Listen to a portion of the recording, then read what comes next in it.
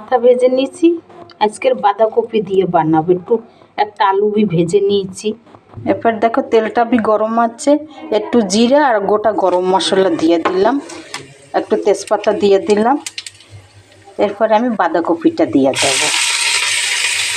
এরপর দেখো খানিকটা মটরশুঁটি দিয়ে দেবো।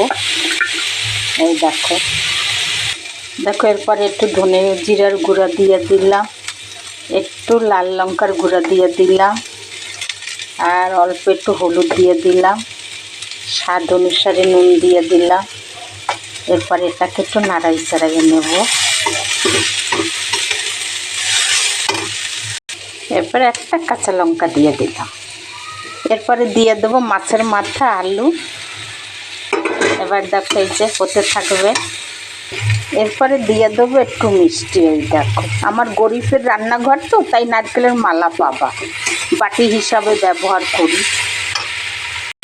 দেখো এর আগেও আমার বাঁধাকপি ছাড়া আছে অন্য ধরনের, আজকের একটু অন্য আইটেমে বানাইলাম। এই দেখো শীতকালে বেশ বাঁধাকপি মটরশুঁটি দিয়ে, মাছের মাথা দিয়ে বা চিংড়ি দিয়ে খুবই ভালো হয়। দেখো আমার হয়ে গেছে, খানিকটা ধনেপাতা দিয়ে দিলাম। এই দেখো দেখো এবারে নামাই দেব। দেখো আমার হয়ে গেছে। যদি রেসিপিটা দেখে ভালো লাগে আমার একটা লাইক দিও, ভিডিওটা সাবস্ক্রাইব করে দিও। রেসিপিটা তোমরাও ঘরে করে খেয়ে দেখো একবার।